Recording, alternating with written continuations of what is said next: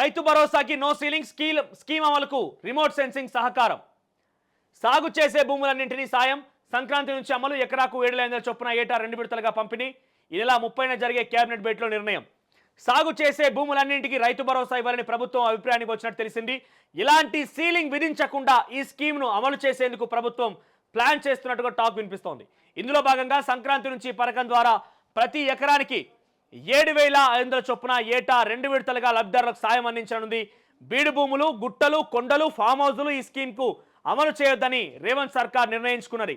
సాగు చేస్తున్న భూములకు గుర్తించేందుకు ఫీల్డ్ లెవెల్ రిపోర్ట్తో పాటుగా శాటిలైట్ ఇన్ఫర్మేషన్ రిపోర్ట్ తీసుకునేందుకు రెడీ అవుతున్నది. ఈ నెల 30న జరిగేటువంటి రాష్ట్ర కేబినెట్ సమావేశంలో రైతు భరోసా విధి విధానాలు ఆమోదముద్రవేనుంది. ఇక రిమోట్ సెన్సింగ్ సపోర్ట్ అంటే ప్రతి గ్రామంలో భూములు ఎన్ని ఉన్నాయి, అందులో సాగు చేస్తున్నది ఎంత అనే వివరాలు విలేజ్ అగ్రికల్చర్ ఆఫీసర్ వద్ద ఉంటాయి. కానీ సాగు భూములకే పంట సాయం అందించాలనే కండిషన్ పెట్టడం వల్ల ఫీల్డ్ స్థాయిలో సాగు భూముల వివరాలను గుర్తించే సమయంలో అవినీతి చోటు చేసుకునే ప్రమాదం ఉన్నది.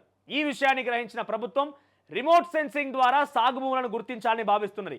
సర్వే నెంబర్ల ఆధారంగా ఆ పంట సాగు చేశారో లేదో అని శాటిలైట్ ద్వారా గుర్తించేందుకు మాత్రం ఇది ఉపయోగపడుతుంది. కానీ ఒక సర్వే నెంబర్లో ఎంతమంది రైతులకు పట్టా ఉన్నదనే విషయం తేల్చడం కష్టమనే అభిప్రాయాలు వ్యక్తమవుతున్నాయి. దీంతో సాగు భూములను గుర్తించేందుకు శాటిలైట్ సహకారం కోసం రాష్ట్ర ప్రభుత్వం సిద్ధమవుతున్నదట.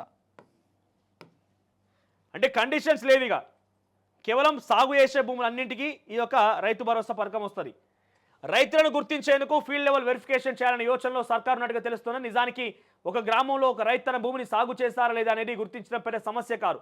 పొరున ఉన్న రైతులే ఆ విషయానికి క్లారిటీ ఇస్తారు. కానీ గుట్టలు, కొండలు, బంజర్ భూములు, వెంచర్లు, ఫామ్ హౌస్ ఉన్న పంట సాయం అందకుండా చేసేందుకు రిమోట్ సెన్సింగ్ టెక్నాలజీ ఉపయోగిస్తున్నట్టుగా ఓ సీనియర్ ఐఏఎస్ అధికారి వెల్లడించారు. ఇక 10 ఎకరాల విస్తీర్ణం కన్నా ఎక్కువ భూములు ఉన్న రైతులు కేవలం 13% మాత్రమే ఉన్నట్టు ప్రభుత్వ వర్గాలు లెక్కలు తీశాయి. వీరి కోసం కండిషన్ పెట్టడం వల్ల సర్కారుపై ఆర్థిక భారం ఏ మేరకు తగ్గుతుందనే విషయంపైన సర్కారు ఆరా తీస్తున్నట్టుగా ప్రచారం జరుగుతున్నది. బీఆర్ఎస్ హయాంలో పట్టా ఉన్న భూములన్నింటికీ రైతు బంధు ఇచ్చేవారు. ఇప్పుడు సాగు భూములకే అని ప్రభుత్వం కండిషన్ పెట్టింది. పెద్ద రైతులు ఆర్థిక ప్రయోజనం పొందాలని చూసిన గుట్టలు, కొండలు, కంచెలు, ఫామ్ హౌజులు, వెంచర్లు సాగు చేయడం సాధ్యం కాదు కదా అని ఓ ఐఏఎస్ అధికారి వివరించారు. ప్రతి ఏటా యాసంగి కన్నా రబీ సీజన్లో పంటలు సాగు పెరిగే అవకాశం ఉంటుందని అధికారులు భావిస్తున్నారు. నిజానికి యాసంగిలో బోర్లు, బావులు, కాలువల కింద ఉన్న భూములు మాత్రమే సాగులోకి వస్తాయి. కానీ రబీలో వర్షాధార పంటలు సైతం సాగులోకి వస్తాయి.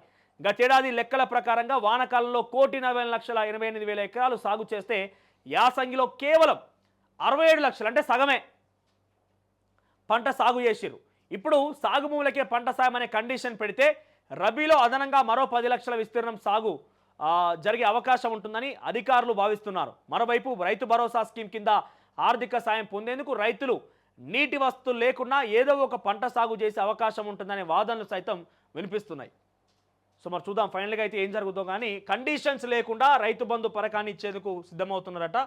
కేవలం సాగు చేసే భూములకు మాత్రమే రైతు భరోసా ఉద్దేశం, రైతు బంధు ఉద్దేశం ముఖ్యంగా అదే. సాగు చేసేటువంటి రైతులకు మాత్రమే రైతు బంధు పథకాన్ని వర్తించాలని చెప్పి మొదట్లో ఉద్దేశం అదే. కానీ తర్వాత పెట్రోల్ పంపులకు, ఫామ్ హౌజులకి, వెంచర్లకి అన్నిటికీ వర్తించి పెద్దలు లాభపడ్డారు దీని ద్వారా. సో నిన్న మంత్రి శ్రీరావు కూడా చెప్పుకొచ్చిండు, ఇట్లా గత 10 ఏళ్లల్లా 25,000 కోట్ల రూపాయలు అడ్డగోలుగా సాగు చేయనటువంటి భూమికే, సాగు చేయని భూమికే ఇచ్చిరట 25,000 కోట్లు. 25,000 కోట్ల రూపాయలు పెట్రోల్ పంపులు, బంజర్ భూములు, అసలు బజారు పడ్డ అంటే పరిగాని భూములు, గుట్టలు, రాళ్ళు, రప్పలున్నటువంటి భూములకి 25,000 కోట్ల రూపాయలు ఇచ్చిరట 10 ఏళ్లల్లా గత బీఆర్ఎస్ పార్టీ సర్కార్లో. సో వాటికి లిమిట్ పెట్టి రాష్ట్ర ప్రభుత్వం కొంత ఆర్థిక భారాన్ని తగ్గించుకునే అవకాశం ఉండదట. ఇక నో సీలింగ్ అనే విషయం తెలుస్తుంది. చూద్దాం మరి ఎంత మేరకు అది అమలవుతుంది అనేది. అసలైన తొలి వెలుగు. ఫాలో వాట్సాప్ @తొలి వెలుగు అఫీషియల్.